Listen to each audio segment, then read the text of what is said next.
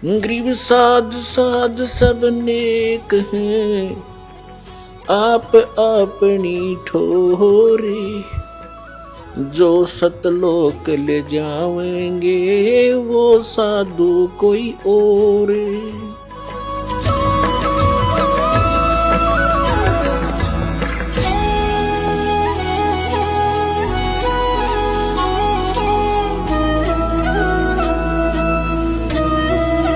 इस मेडिटेशन में आप सुनना चाहते हो, कुछ देखना चाहते हो, तो यदि जैसे सतयुग त्रेता द्वापर में परमात्मा ने काल को इसलिए छूट दे दी थी कि उन दिनों में घने पुण्यकर्मी प्राणियों का जन्म होता है उस युगों में, और वो पिछले पुण्यकर्मी संस्कारी पुण्य साधक होते हैं।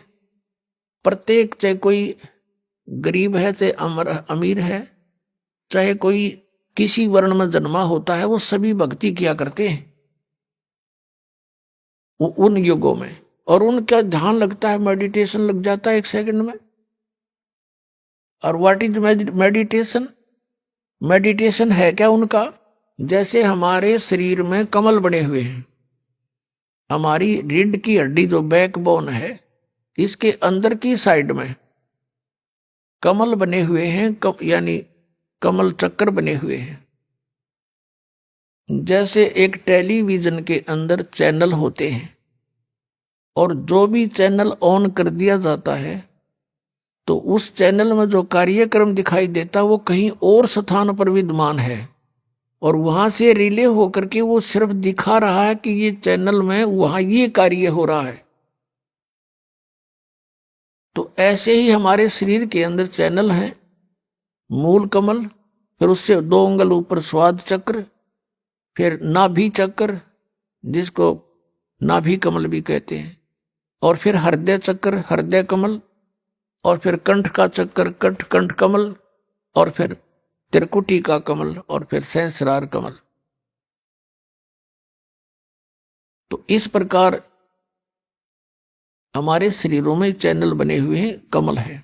और जो साधक होते हैं पुण्यकर्मी प्राणी, वही परमात्मा की खोज में कोई प्रयत्न करते हैं। तो पहले युगों में प्रत्येक व्यक्ति की समाधि हो लग जाती थी, मेडिटेशन हो जाता था। जो ट्राई करना चाहता था, अंदर क्या होता है उसका कोई कमल पिछले पुण्यों से, पिछले संस्कार से खुल जाता है अभ्यास से। तो वो उस चैनल में क्या होता है कि जैसे फिल्म शुरू हो जाती है, फिल्म एक मूवी शुरू हो जाएगी, उस चैनल पर जहां से प्रोग्राम आ रहा है वो सारा दिखाई देना शुरू हो जाता है। कोई नाच रहा है, कोई गा रहा है, कहीं राजा की सवारी आ रही है, जैसे फिल्म चलती है। कहीं झरने बह रहे हैं, कहीं फलदार वृक्ष नजर आ रहे हैं, कहीं फूलों की बहुत लंबे चौड़े बाड़ी है, बगीची है। तो वो सारा कुछ देखता रहता, कहीं गाने हो रहे हैं, कहीं अप्सराएं नाच रही हैं। तो मेडिटेशन करने वाले जो साधक होते थे, तो वो यो मन वैसे ना टेकने दे, उनको 10 मिनट भी ना बैठने दे।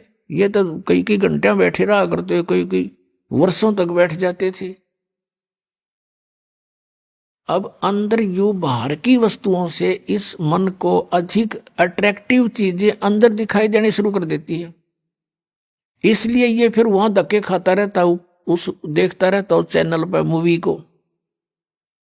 ना ये सिमरण करता, सिर्फ बैठ के हठ योग हो गया, इस तप बन गया। तप से राज प्राप्ति होती है, तप से राज मदमानम, और जन्म तीसरे फिर शुक्र सवानम।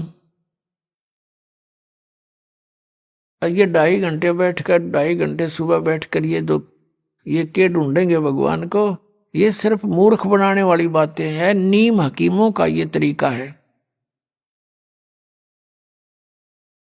तो ऐसे ये ऋषि लोग सतयुग त्रेता द्वापर में ऐसे साधना किया करते, सभी करते थे। जैसे आपने महाभारत पढ़ा हो तो गीता युद्ध के बाद श्री कृष्ण भी अपना ध्यान करता है, सिमरण करता है, अर्जुन भी बैठ जाता है, ध्यान करते हैं, सिमरण करते हैं। लेकिन सिमरण उस टाइम तो उनका युद्ध का वो था, कल क्या करना है, बेशक वो बैठ जाते थे, लेकिन वो जो समस्या थी उनकी वही उन्हीं पर उनके विचार विमर्श आंतरिक होते थे। भाव ये है कहने का कि उनके पिछले इतिहास से हमें पता लगता है कि प्रत्येक प्राणी भक्ति करने की चेष्टा करता ही रहा है, और उस समय उनकी समाधियां भी लग जाती थी, जिस कारण से वो अपने क्रिया को अंतिम और सही मानते रहे। गीता जी अध्याय नंबर 4 के श्लोक नंबर 25 से लेकर 30 तक स्पष्ट किया है कि अर्जुन कोई देवताओं की पूजा करता है, कोई मेडिटेशन करता है, ध्यान लगाता है, कोई स्वाध्याय करता है, और कोई तीक्ष्ण अहिंसावादी व्रत रखता है, और कोई प्राणायाम करता है, कोई केवल योग आसन ही करता है, और सभी अपनी अपनी साधनाओं को पाप नाशक जानते हैं।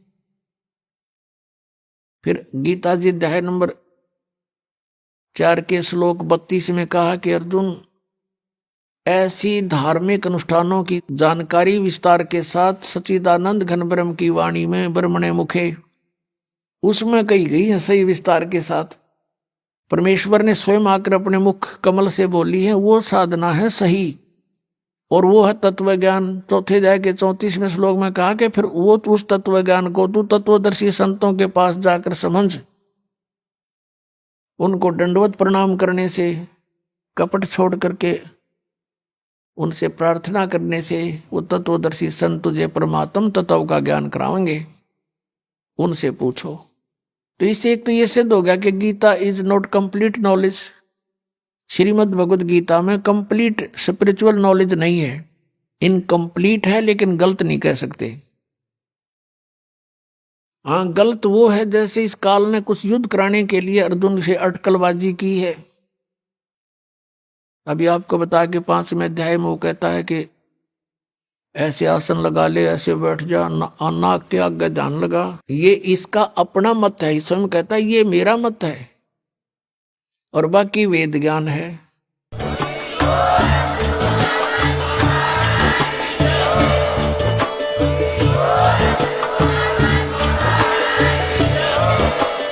आप सुन रहे थे जगत गुरु तत्वदर्शी संत रामपाल जी महाराज जी के मंगल प्रवचन। अधिक जानकारी के लिए विजिट कीजिए हमारी वेबसाइट www.jagatgururampalji.org। संत रामपाल जी महाराज जी के शुभ आशीर्वाद से पूरे विश्व भर में 500 से भी ज्यादा नाम दीक्षा केंद्र हैं, जिन पर संत रामपाल जी महाराज जी द्वारा ऑनलाइन निशुल्क नाम दीक्षा दी जा रही है। अपने नजदीकी नाम दीक्षा केंद्र का पता करने के लिए संपर्क करें 8222880541।